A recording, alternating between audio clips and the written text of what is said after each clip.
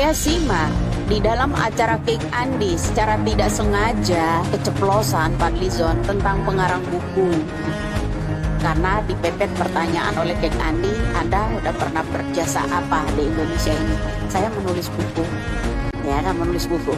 Jadi ini loh yang buku-buku undercover Jokowi itu yang dituliskan di bawah-bawah Bambang Tri itu sebenarnya ada gandengannya juga ya. Salah satunya ada orang di sini ya. Nah, mengingat kembali sebelum kerusuhan 98 dulu ya, ada peranan yang namanya Fadlizon untuk menyelamatkan yang namanya Samadikun Hartono, kasus BLBI. Ya, dibikin huru-hara juga seperti ini.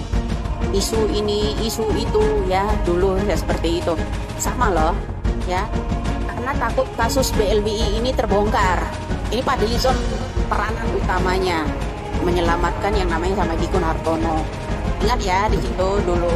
Kemudian dibalik ada Samadikun Hartono, dibalik adanya yang namanya Fadlizon sebelum krisis moneter di 98 itu ada gubernur BI yang namanya Sudrajat Djiwandono. Ya, bagi-bagi uang di DPR. Kenapa dia bagi-bagi uang di DPR?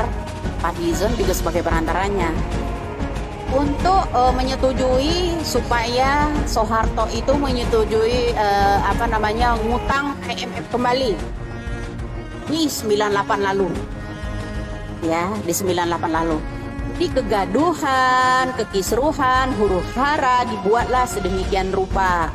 Ya, akhirnya terjadilah pula moneter yang ini saat ini melalui Bambang Tri Mulyono berolah lagi, mereka lagi. Ini sebenarnya diam-diam ada orang. Makanya saya bilang kalian tahu Bambang Tri siapa? Kalau perlu dihipnotis, siapa saja. Lah ini salah satu orangnya. Pembuat kekisruhan di 98 kejadian kita sampai tembak-tembakan, sampai hancur-hancuran, krisis moneter, yaitu diawali dari mulut Fadlizon. Kalian sampai saat ini masih nggak sadar juga. Halo Indonesia, saya mohon banget ya, kehancuran Indonesia ini di orang-orang ini. Kedua orang ini ya, yang namanya ya gubernur mantan gubernur BI dulu Sudrajat Djiwandono ini jadi Dewan Penasehat Gerindra. Ya, mereka ini ada di Gerindra. Juga ada Fadlizon di Gerindra, ya. Semua ini ada di situ. Ya, juga ada yang namanya Abdullah Burhanuddin. Abdullah Burhanuddin itu sebagai Dewan Penasehat Gerindra juga ya, yang namanya Sudrajat Djiwandono diusung oleh Prabowo menjadi Gubernur Jawa Barat pada waktu itu ya. Nah, ini orang-orang hebat loh, orang-orang yang di Gerindra semua. Makanya kalian orang-orang Indonesia juga harus hati-hati memilih calon pemimpin. Ini baru saya kasih sentilan utama. Assalamualaikum warahmatullahi wabarakatuh. Om Swastiastu, Namo Buddhaya, salam kebajikan. Salam rahayu, selamat datang, selamat berjumpa lagi bersama Gus A dalam channel Tanda Tanya Politik Semakin Gila Semakin Asik. Kekhawatiran saya sejak dulu dengan masuknya Prabowo dan Sandiaga Uno ke kabinet Jokowi ini terbukti. Bahkan masuknya Ketua PAN ini terbukti. Dulu saya sangat khawatir sekali. Kenapa? Karena Prabowo ini menantunya Soeharto, mantan menantunya. Dan pasti meskipun sekarang sudah cerai dengan istrinya, ya tetap saja bro, Prabowo ini tumbuh dan berkembang atas jasa Soeharto, atas jasa Orde Baru. Pasti masih ada ikatan dengan keluarga Cendana. Semua hal yang terjadi belakangan ini tentang keributan, kekacauan, bahkan sampai demo berjilid-jilid, ya semuanya memang seperti saya sudah bilang, otaknya Prabowo. selama Pak Jokowi belum mengganti Prabowo, selama itu pula negara ini akan dibuat gaduh terus. Negara ini akan dibuat kacau terus. Karena ternyata dari teman kita jelaskan bahwa orang-orang yang bermasalah di era Orde Baru itu semuanya ada di Gerindra. Bahkan ada yang jadi penasihat.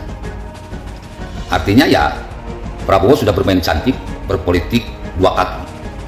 Dan sekarang Prabowo sudah menikam dari belakang demi mendapatkan jabatan presiden. Lama-lama semuanya semakin terbuka, semuanya semakin jelas, semuanya semakin nampak. Kegaduhan, kekisruhan tentang Jokowi undercover, tentang ijazah Jokowi palsu kini terbukti, terbuka. Ternyata dalamnya Pak Dijon, ya orang-orang Gerindra lah, orang-orang Prabowo. Artinya apa ini? Ya seperti tukang obat. Dia yang menciptakan penyakit, dia sendiri yang menciptakan obatnya. Pinter kan? Dia yang jadi Menteri Pertahanan, dia sendiri yang mengganggu pertahanan keamanan. Sinetron kelas tinggi ini bro. Jadi Prabowo ini bermain dua kaki. Di satu sisi sebagai bawahan Jokowi, di satu sisi sebagai musuh Jokowi. Makanya di era sekarang, periode kedua, Jokowi ini sangat tersudutkan karena memang rahasia negara dibongkar oleh Prabowo dan dilempar ke para pendukungnya. Terus para pendukungnya bikin isu, gempar, ribut, gaduh. Untung saja tidak jadi kudeta. Jokowi tetap tenang. Ambisi Prabowo untuk jadi presiden 2024 tidak terelakkan. Sudah jelas Prabowo tidak menginginkan Ganjar Pranowo menjadi calon presiden dari PDIP. Karena kalau sampai Ganjar Pranowo dicalonkan oleh PDIP, sudah jelas Prabowo tidak ada kesempatan untuk menjadi presiden karena pemenangnya pasti Ganjar Pranowo.